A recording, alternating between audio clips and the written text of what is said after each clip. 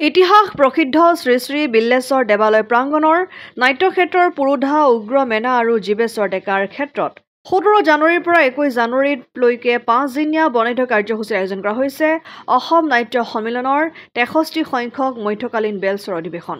শুকুৰবাৰে আবেলি নলবাৰী জিলা প্ৰশাসনে বেলচৰত শ্ৰী শ্ৰী বিল্লেশ্বৰ দেৱালয়ৰ সভাগৃহত অধিৱেশনৰ আদৰণি সমিতিৰ লগতে এক বৈঠকত মিলিত হয়।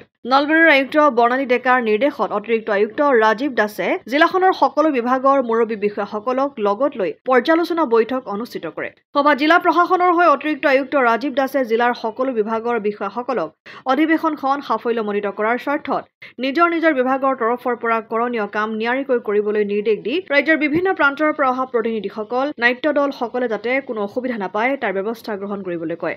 আদৰণি সমিতিৰ মুখ্য সম্পাদক নৱৰত্ন পাটোৱাৰীয়ে অধিৱেশনখন সাফল্যমণ্ডিত কৰাৰ স্বাৰ্থত জিলা প্ৰশাসনৰ তৎপৰতা, স্থানীয় বিধায়ক তথা মন্ত্ৰী জয়ন্ত মল্ল বৰুৱা, মন্ত্ৰী ৰঞ্জিত দাসৰ সহায় সহযোগিতা আৰু ৰাইজৰ সঁহাৰিৰ শলাগ লয়। অসম আদিত্য, নলবাৰী।